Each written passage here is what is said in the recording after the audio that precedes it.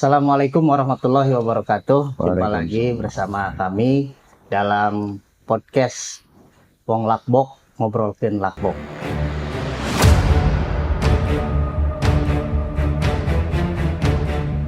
Alhamdulillah saat ini Lur kita kedatangan tamu istimewa yaitu Bapak Dhani Yusuf.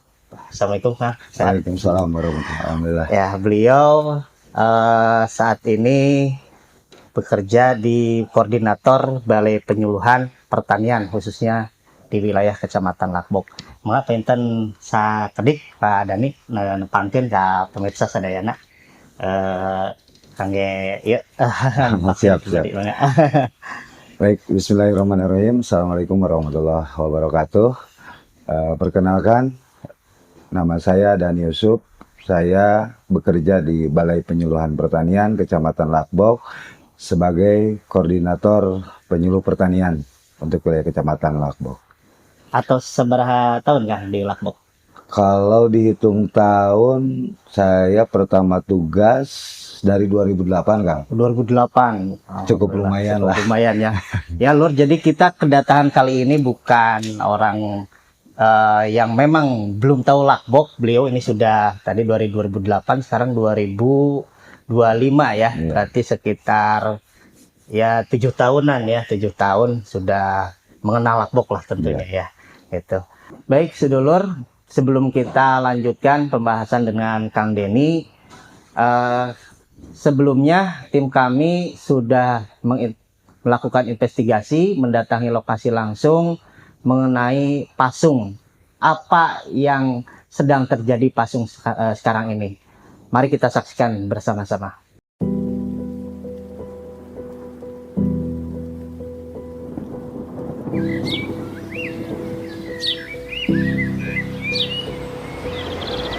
Pagi ini begitu indah, kicauan burung bernyanyi merdu, diiringi hembusan lirih angin yang menyejukkan hati. Permukaan air yang begitu luas berkilauan di bawah sinar matahari, mencerminkan langit biru dan awan putih yang menggantung. Saat senja, warna jingga dan merah muda terpantul di permukaan air, menciptakan pemandangan yang menenangkan, bak lukisan alam yang sempurna. Namun siapa sangka, semua ini adalah musibah bagi warga Pasung Kecamatan Lakbok.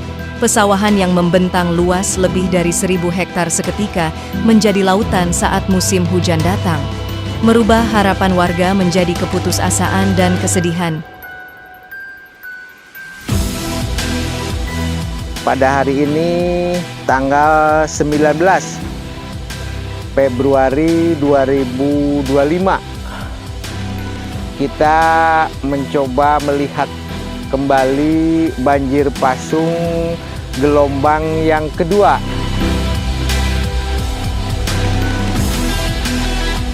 Kalau tidak salah di hari Minggu ini sudah mulai hujan lagi.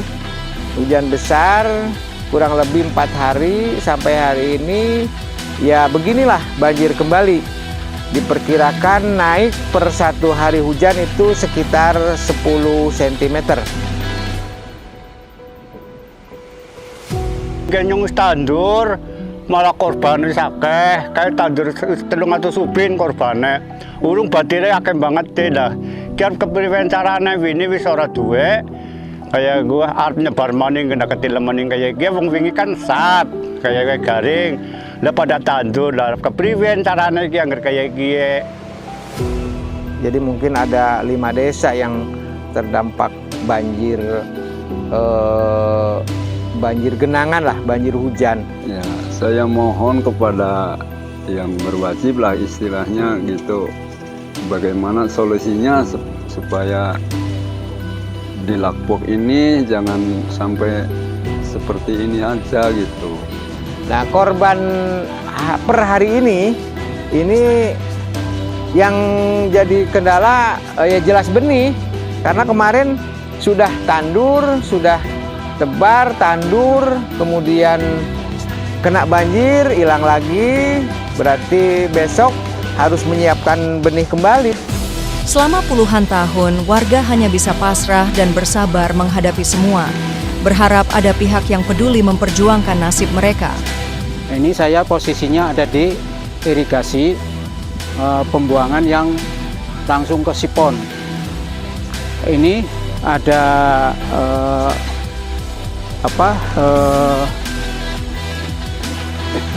pintu air. Pintu air ini ada 3 totalnya. Pintu air ini yang tidak berfungsi karena ketinggian. Lah menurut kagene sawahe nang endi? Gue. Anu lorek anu gue sing ana saung. Gulone wis tandur ping pira? Pindho. Astagfirullahaladzim. Nang kono wis tandur pindho? Iya. Dadi kok dia kan banjir gelombang kedua. Iya. Sing gelombang pertama mati. Gelombang kedua mati. Mati maning ukurane. Engko nek bulan Maret udan maning priwe ki? Ala wis tanduri. Waduh.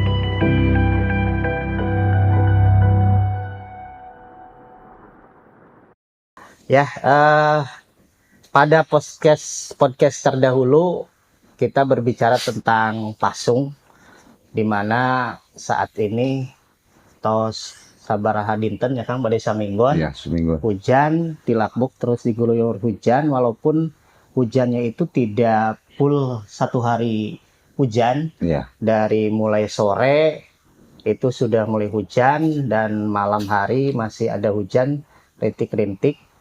Dengan durasi hujan yang beberapa jam saja setiap hari. Saat ini dari hari Minggu kemarin sudah 1 pekan lah kira-kira, wilayah Pasung itu sekarang sudah tergenang, ya kan ya, sudah tergenang. Dan pada pembahasan kami terdahulu itu 1 hari saja kan kenaikannya bisa 10 cm gitu.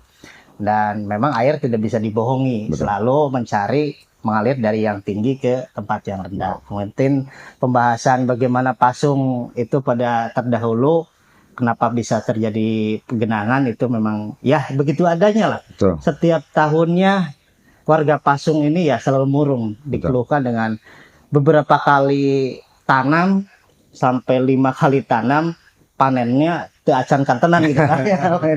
Nah, mungkin kita khusus ke arah ngobrolin Pasung ya Kang ya, wilayah. Boleh. Karena di Lakbok itu walaupun Pasung 2 kecamatan, tapi lebih ketika ngomongin Pasung teh orang teh identik Lakbok gitu. Karena sebagian besar wilayah Pasung itu memang dipunyai lahannya oleh orang-orang Lakbok. Kita selerasnya sedikit lah tanggapan Akang itu yang memang di bidang pertanian itu Pasung teh selerasnya kumaha gitu Kang itu. Itu setiap tahun seperti ini gitu.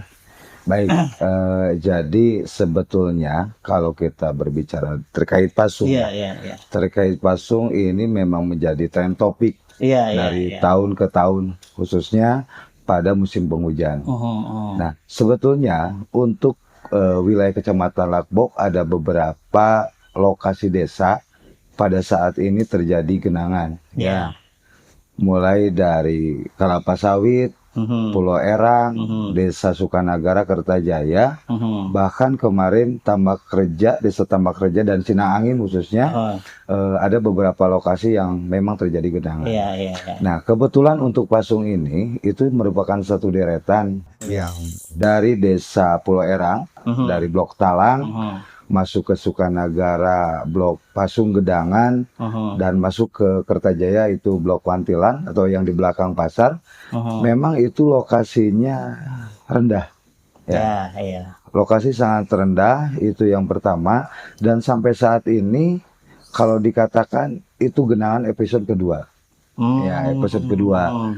Jadi kemarin kita mendapatkan kunjungan juga, baik itu ya dari DPRD Kabupaten Ciamis, dari Direktorat Jenderal Sereralia Kementerian, bahkan yang terakhir kemarin kami mendampingi Kepala Dinas Pertanian Kabupaten Ciamis, mendampingi Bapak PJ Bupati, langsung survei ke lokasi.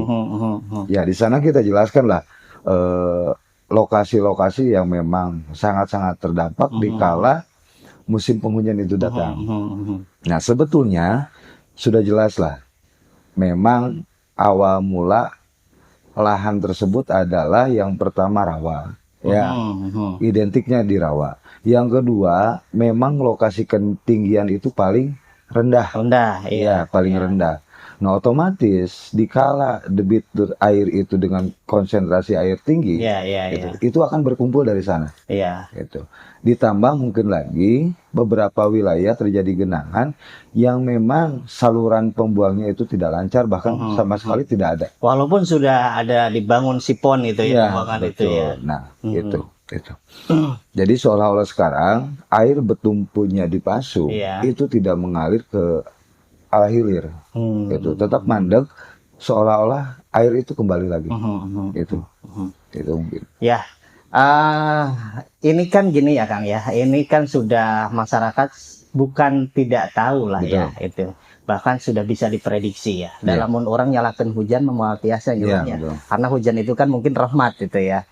Tapi ketika kita menyikapi hujan ini, nah justru itu yang perlu digarisbawahi. Bagaimana cara kita menyikapi hujan ini? Karena hujan itu kan sebetulnya rahmat. Tidak mungkin itu tidak ada kebaikan di dalamnya gitu kan. Pasti banyak kebaikan tentunya Allah menurunkan hujan. Nah, sebelum tadi kita nanti berbicara ke arah ini, pemerintah seperti apa perhatiannya, sebetulnya ada yang harus ada penanganan khusus atau tidak ini Kang dari warga petani Pasung sendiri, karena kan istimewa ini lahan di Pasung itu tidak bisa disamakan dengan di pesawahan yang lainnya yang di Lakbok sendiri gitu kan. Misalkan ini harus pola tanamnya atau bagaimana itu Kang dari pertanian sendiri itu sebagai sarannya bagaimana itu barangkali. Baik. Pendapat kami yang pertama terkait saluran. Sudah biarkanlah, saluran itu adalah ada kewenangannya khusus kan. Yang kedua, kebijakan pemerintah khususnya. Kita mendorong bahwasannya pemerintah harus memprioritaskan permasalahan yang ada di Lakbok. Itu yang pertama. Yang kedua, kami sangat-sangat menghimbau, kalau dari dulu di tingkat kecamatan kita sering setiap menghadapi musim tanam pertama, dalam skup kecamatan kita melakukan musyawarah persiapan musim tanam, yang di dalamnya banyak stakeholder yang terlibat, baik itu Dinas Pertanian, BBWS, pengatur air, Gapoktan, dan kelembagaan tani yang lain, itu rembuk untuk menentukan persiapan musim tanam. Kapan waktunya kita melakukan persiapan tanam? Varietas apa yang harus kita tanam? Itu setiap musim kita laksanakan.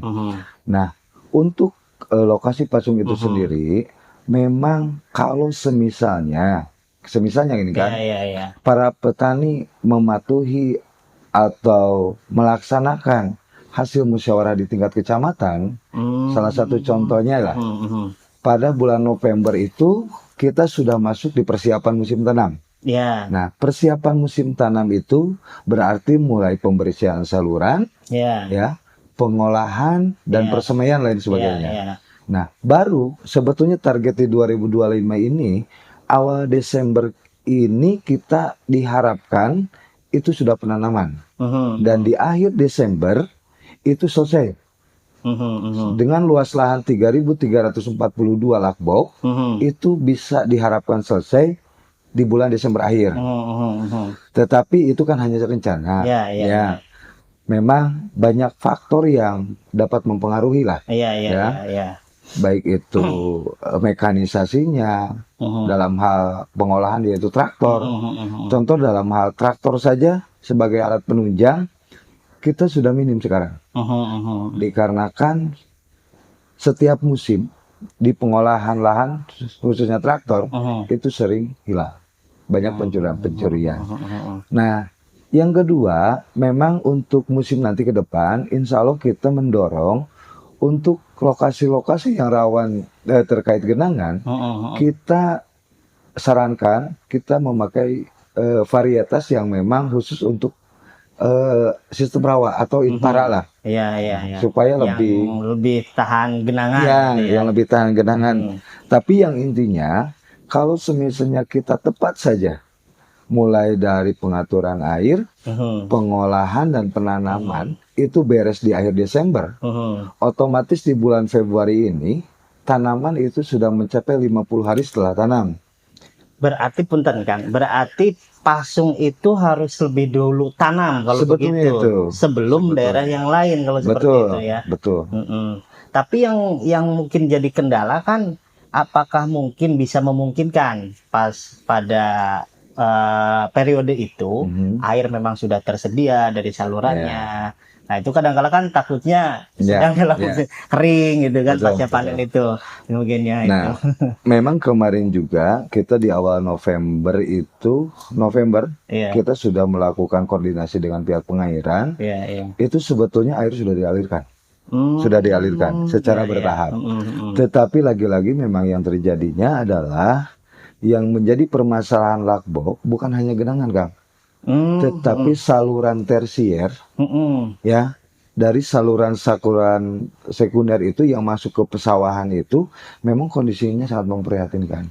Ya, kemarin dengan Pak Dede Munawar dari Tani Merdeka itu ya, katanya itu dulu kan ada itu yang membelah saluran-saluran yang di tengah gitu ya. Itu kondisinya memang sudah tidak layak ya, sekarang sudah tidak fungsi lah ibaratnya ya. Betul. Jadi secara umum 10 desa yang ada di Kecamatan Lakbok itu yang paling memprihatinkan adalah saluran tersiernya. Ya, itu yang paling itu sebetulnya saluran. Nah, jadi gini Kang, tadi kita mungkin masyarakat bukan berarti kita harus pasrah kepada nasib ya gitu ya.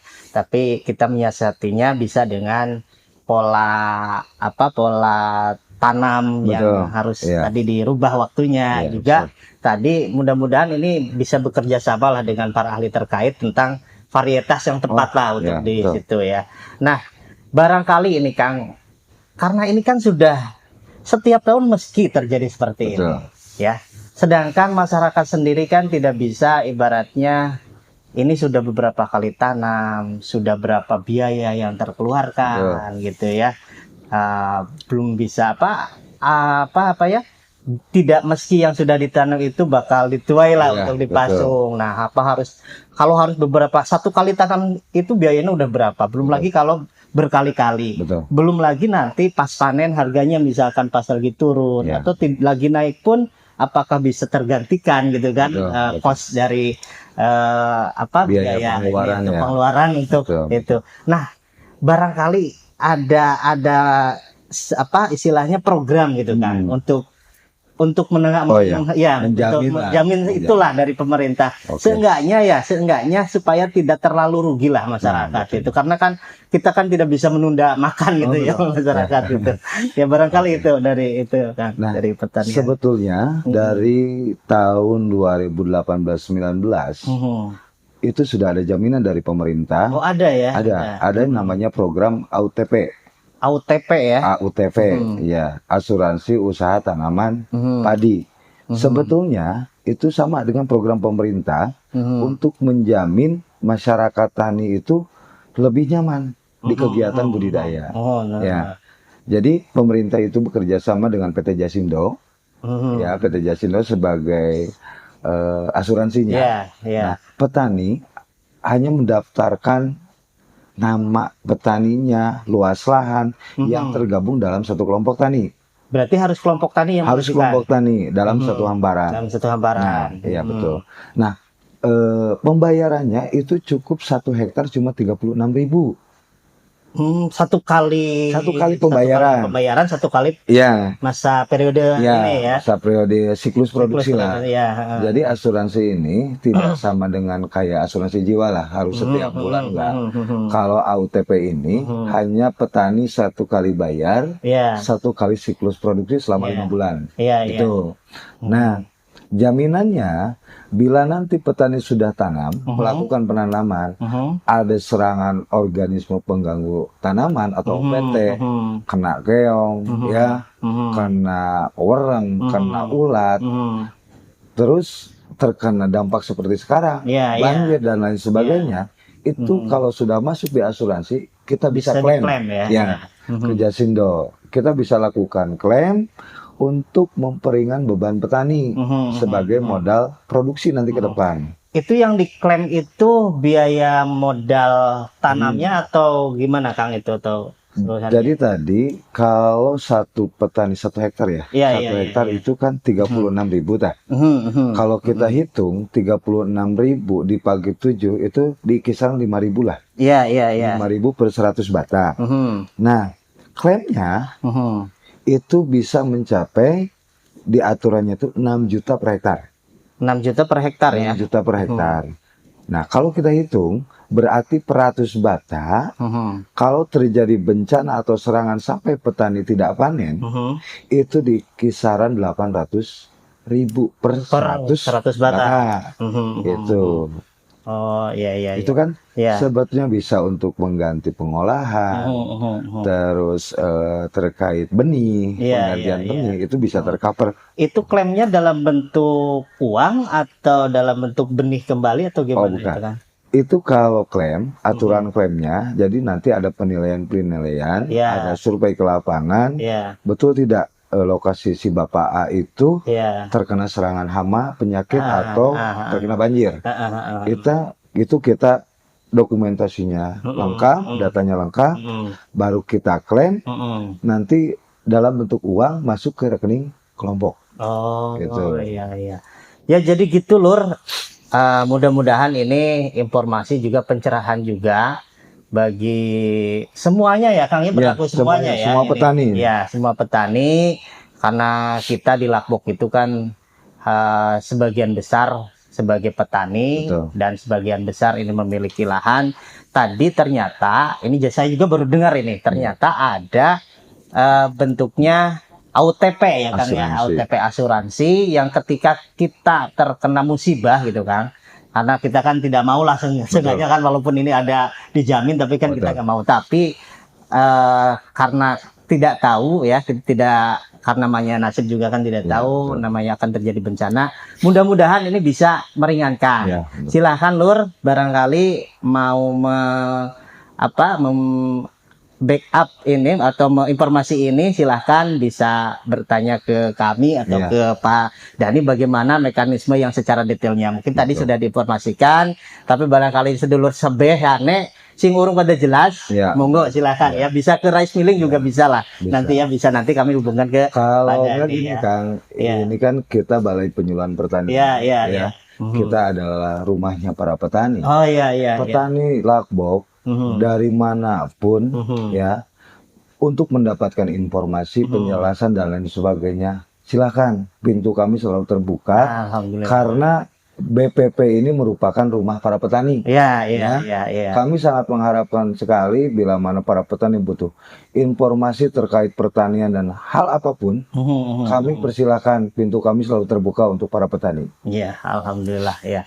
Ya, jadi gitu, Lord, mudah-mudahan kita menyikapi ini, tentunya musibah itu atau sesuatu itu memang di dalamnya harus kita bersyukur itu ya. Bersyukur itu kan tidak hanya sampai di lisan saja kan pentingnya, tapi bagaimana upaya-upaya kita itu ketika terjadi musibah seperti ini, jangan sampai kita memang putus asa lah gitu ya.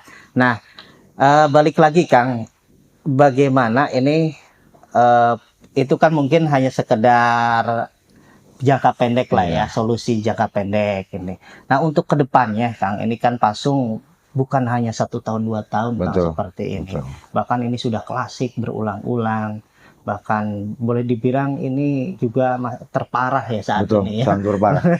Lamun orang nyewa rakit di kalau memang mau jadi wisata, kalau seperti itu, tapi kan kadang-kala ini nanti tidak hujan berapa hari pun nyeropot si cairannya jadi kering gitu ya. Jadi mau dibawa kemana atau mau seperti apa ini, barangkali upaya-upaya pemerintah ya Kang, bade yang sudah konkret ini, barangkali yang akan tahu untuk konsentrasi mengatasi Pasung ini, itu seperti apa sebetulnya Kang ini Kang, dan harus ini sebetulnya konsentrasinya nih ke siapa gitu loh, ini bagiannya siapa gitu, karena kita pemerintah itu kan ada, kita tahu sendiri ada daerah, ada pusat, ada yang berkenan, ada di pertanian, Betul. ada mungkin di situ BBWS. Nah, itu Ya. harus ke siapa ini sebetulnya, Kang? Baik. Ini gerapannya gitulah barangkali.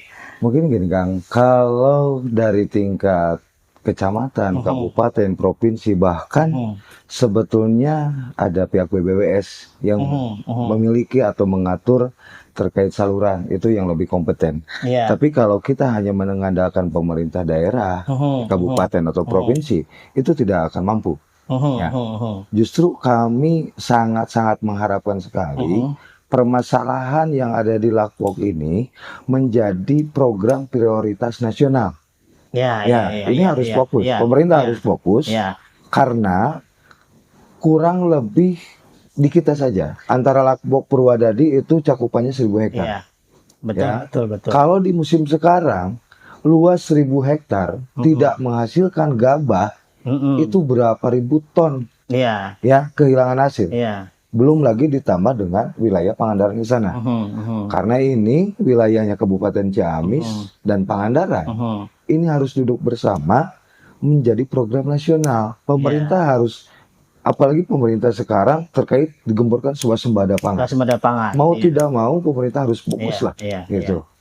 Karena tadi kan sepertiganya wilayah pesawahan Lakbok itu kan ada di Pasung. Betul. Nah, itu kalau memang bisa optimal gitu kan, swasembada pangan itu kan bisa tercapai itu ya Kang. Nah, yang sepengetahuan Akang sendiri arah menuju ke sana, karena untuk menyelesaikan Pasung itu kan bukan berarti hanya kita berbicara Pasung. Bagaimana ketika nanti air dialirkan itu tidak terjadi juga hal yang serupa di wilayah lain. Atau bisa jadi kan Pak keke misalkan ulah ka urang geun China misalkan bisa oke ya kan ya lah lebih sih ka urang China. Nah, tentu ini kan harus komprehensif lah secara menyeluruh lah ini ya. Nah, upaya untuk duduk bersama itu sudah terus aya hilalna teh Kang gitu ya ke arah tadinya teh gitu tah. Nah, kemarin kita berkoordinasi dengan Kepala Dinas Pertanian Ciamis. Waktu memang sebelum kejadian sekarang itu kemarin ada instruksi dari Kementerian Pertanian yang menginstruksikan kepada Ditjen Seralalia itu langsung terjun loh ke lapangan, didampingi oleh masyarakat dan stakeholder. Beliau itu langsung video call sama atasannya, memperlihatkan situasi dan kondisi pada saat itu. Yang kedua, yang kemarin, dokumen-dokumen yang kemarin kita coba follow up lagi kepada beliau, Pak. Lokasi yang Bapak tinjau kemarin memang sudah surut, tetapi sekarang terjadi lagi. Mudah-mudahan dengan langkah seperti itu, oke lah bagi generasi muda yang ada khususnya Lakbok, kita bisa memfollow up lah di sosmed dan lain sebagainya. Bagaimana aksi kita, tapi aksi kita santun. Ini kan sebagai bentuk lah, menyampaikan aspirasi gitu ya kepada pemerintah.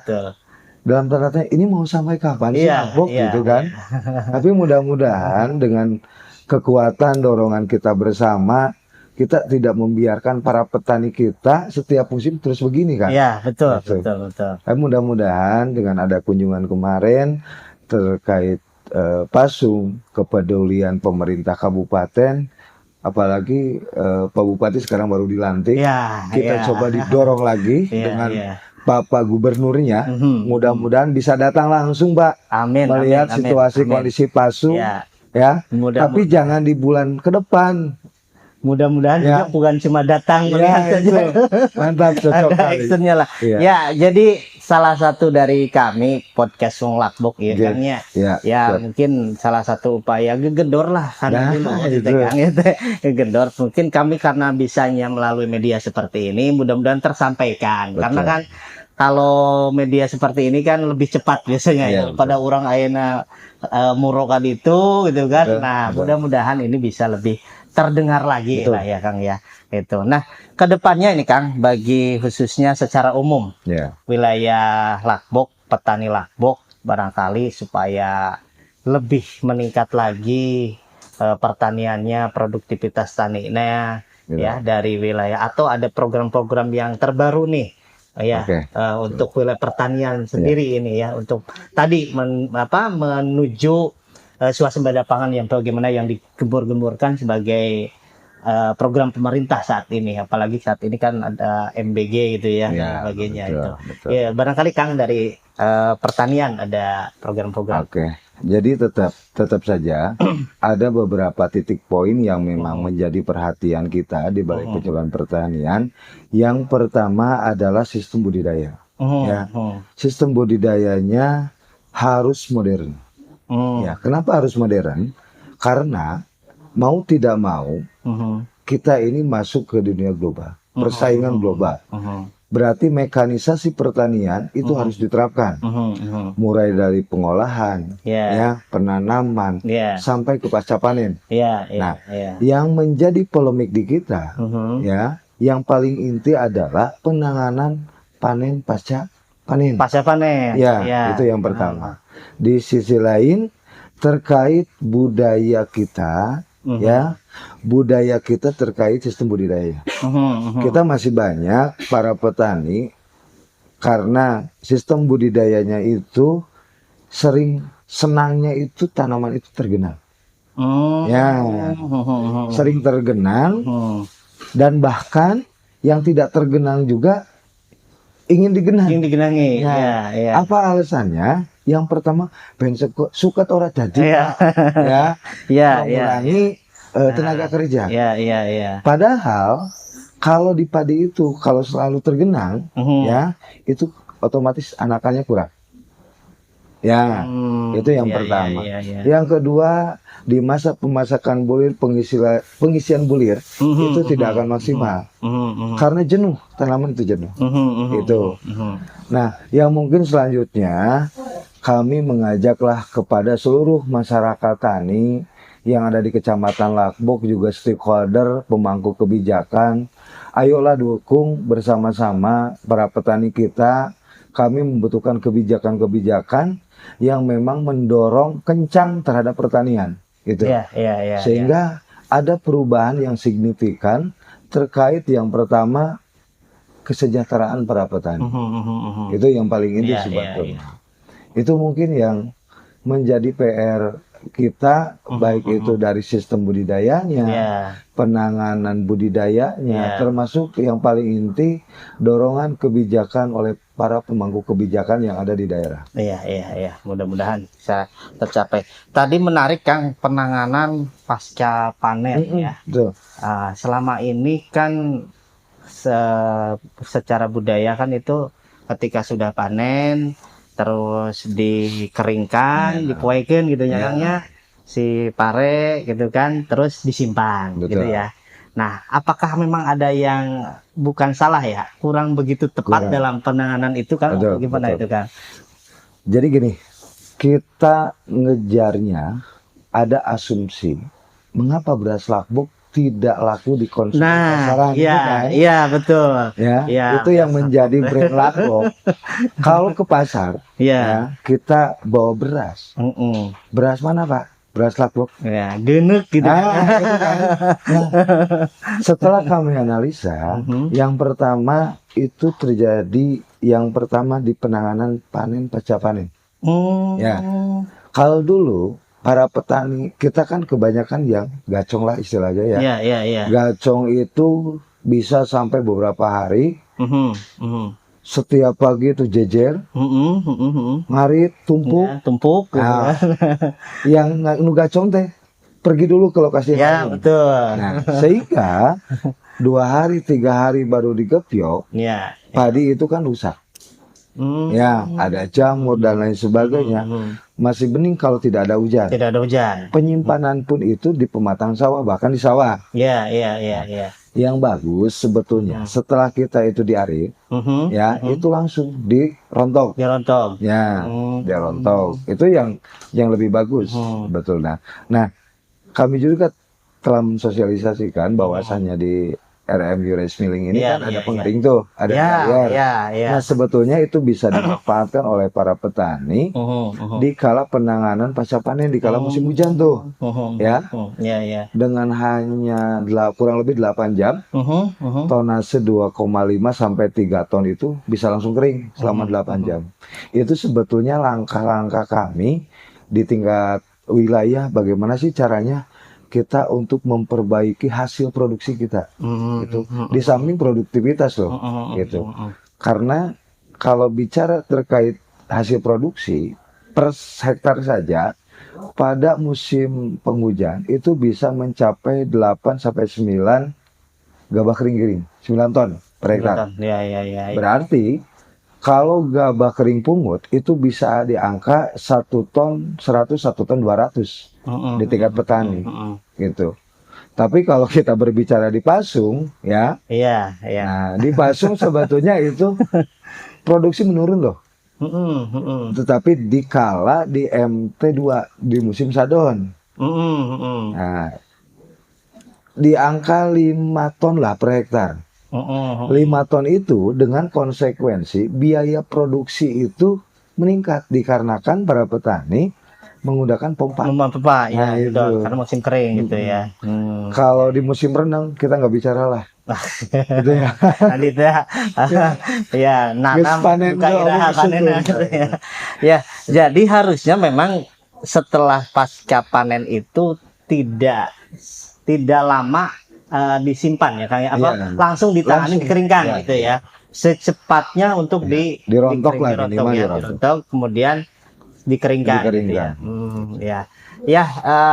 Informasi juga Lur bahwa di SMJ ini juga kan ada pengeringan ya ketika di luaran sana saat ini musimnya penghujan kurang terik matahari. Betul. Nah, di kita bisa untuk mengadakan pengeringan. Gitu ya. Ya, barangkali seperti itu Lur, mudah-mudahan bermanfaat ya khususnya untuk wilayah Pasung.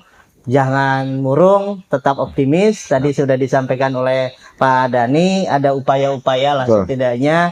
Tadi ada bentuknya asuransi. Kemudian kita membuka diri lah, yuk kita belajar lagi.